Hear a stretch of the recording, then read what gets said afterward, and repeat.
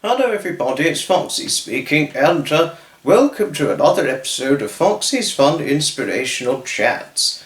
And today I will be your host. And this is another episode of Steam Railway History with Foxy. It's around about the 9th part of the story, and let's dive in, shall we?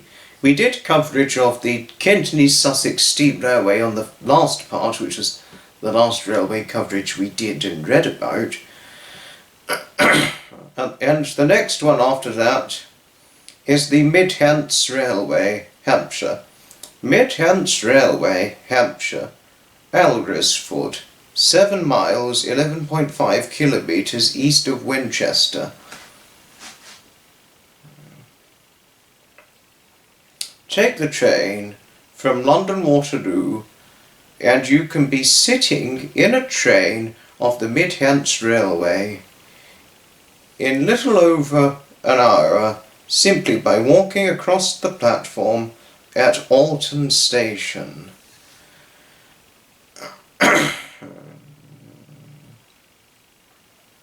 This easy, interchangeable, and the entry of the Mid-Hants into the town marked the culmination of over 10 years' hard work by the Preservation Society, formed in 1973 to reopen what had been known locally as the Watercress Line. The objective was to save the 10 miles, 16 kilometres between Alton and the largely Georgian market town of Alresford. The line opened originally in 1865, joining Alton and the county town of Winchester. It had an unremarkable life, except during the 2 World Wars. In the first, it was busy with traffic from Aldershot to Southampton Docks, being the shortest route between the two, and during the second, the district around Alresford was briefly home to the 47th Infantry Regiment, 9th Division US Army.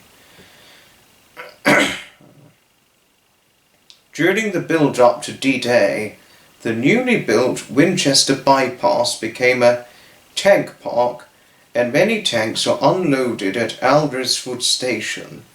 The line saw occasional surges of traffic when it was used as a diversionary route, while engineering work took place on the Waterloo-Southampton Main Line.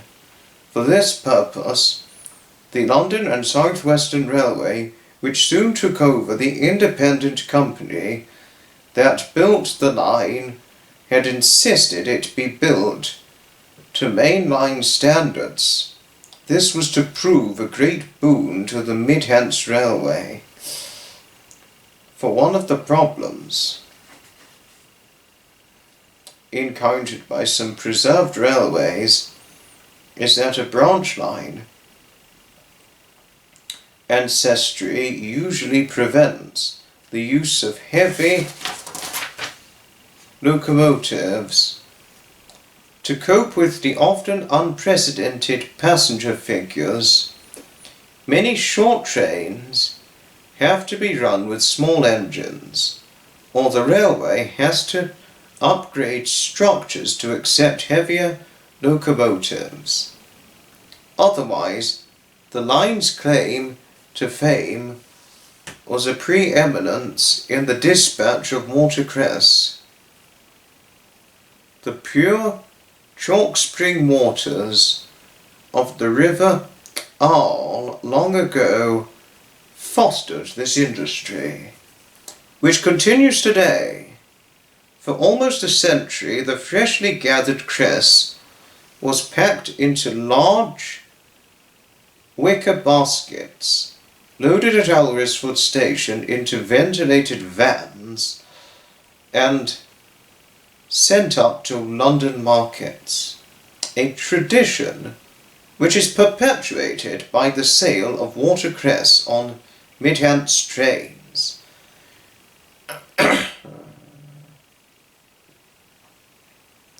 The railways survived a series of closure threats, but finally succumbed in 1973. It was reopened in stages between 1977 and 1985. The intention being to portray the character of a former London and South Western Southern Railway branch line. Each station is restored to represent a different era in the railway's history. Leaving from platform 3 at Alton, trains pass the newly positioned signal box on the right and soon reach the site of Butts Junction, where two other lines once led off, one to Fareham and the other to Basingstoke. The latter achieved lasting fame through its use for the filming of two railway classics, The Wrecker and Oh, Mr. Porter. That is a movie I have seen, by the way. Oh, Mr. Porter. I want to go to Birmingham, but they're taking me on to Crewe. Oh, Mr. Porter, what a funny man you are. Oh, shit. I shouldn't have spoiled. Oops. Sorry for the language. It was fairly inadvertent, but I was a bit surprised and shocked, as I would never want to spoil a movie for those of you who have not seen a movie. But Oh, Mr. Porter is, by the way, a real movie, but I do not want to spoil it for you, as really I think it's best if I let each and every one of you watch Oh, Mr. Porter for yourselves, if you wanted to watch it. And it's a movie my wonderful late grandfather Edmund got me into watching when I was a teenager. Quite frankly so. The obvious exertions at the front end are explained by the gradient of 1 in 60 up to the first station at Medstead and 4 marks, coupled with the almost equally steep descent from there to Alresford. Drivers referred to taking trains over the Alps to the south. Soon after passing the site of Butts Junction lies the village of Chawton, where the novelist Jane Austen lived for 8 years. Her house is now a museum. The station buildings at Medstead and 4 marks are more modest than those at the other stations, simply because the station master's house was built as a separate structure rather than incorporated in the platform building.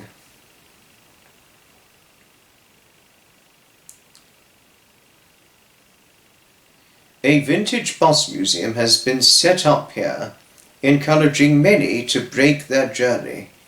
However, the most popular place to stop off is the other intermediate station, Ropley, for it is here that the Midhants has its engine shed and workshops.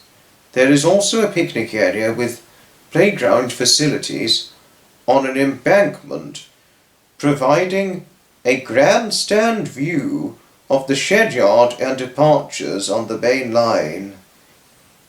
A Ropley trail is being set up to incorporate local natural history as well as the railway aspects of the place.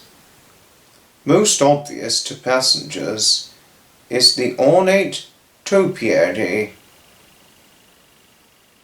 on the platform, which continues a tradition started many decades ago. As the train drops down to Alresford, evidence of the watercress industry can be seen before the line enters a steep-sided chalk cutting on the approach to the southern terminus. Train service from March to October, daily in July and August, most days in June, weekends only other months. Santa specials, telephone 01962 734 866 / 733 810. Impressive. Oh, sorry. Now, the next one. Romney Hythe and Dymchurch Railway.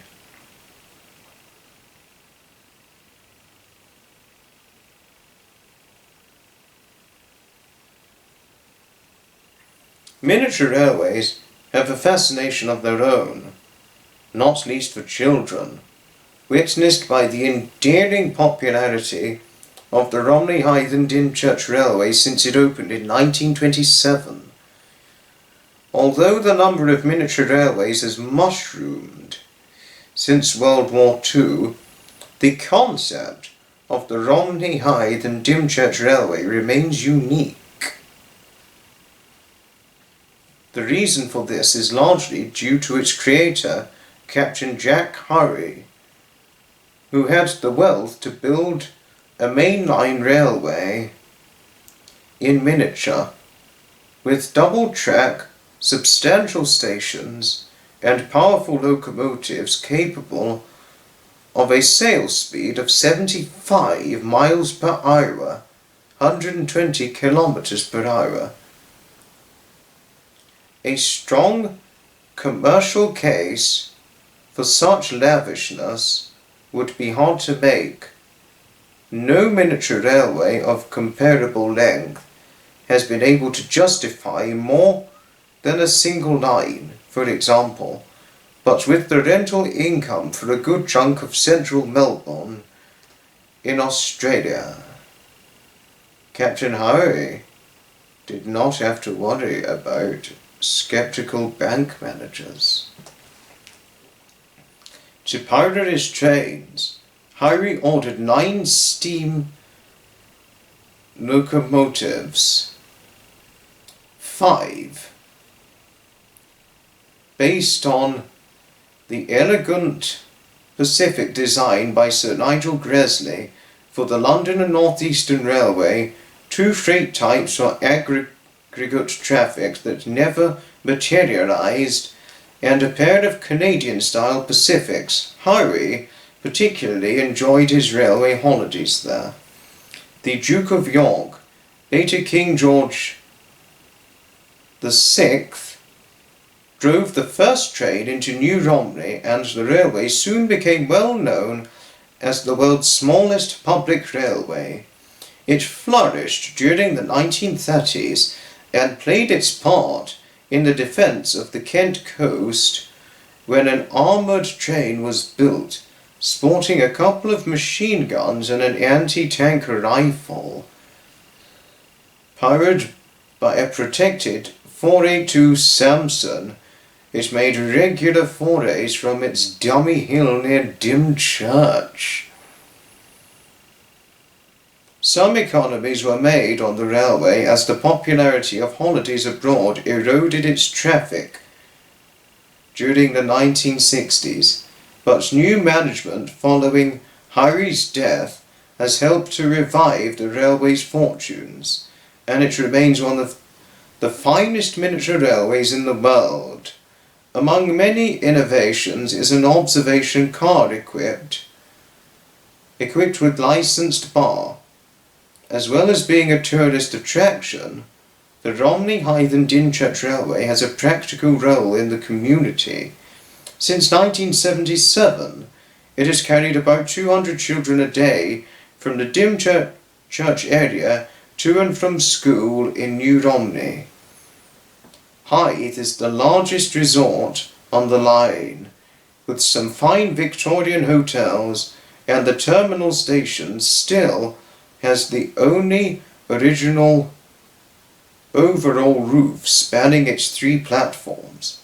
It stands beside the Royal Military Canal, but to deter invasion by Napoleon, the station's size, coupled with the water tower, signal box, turntable and engine shed,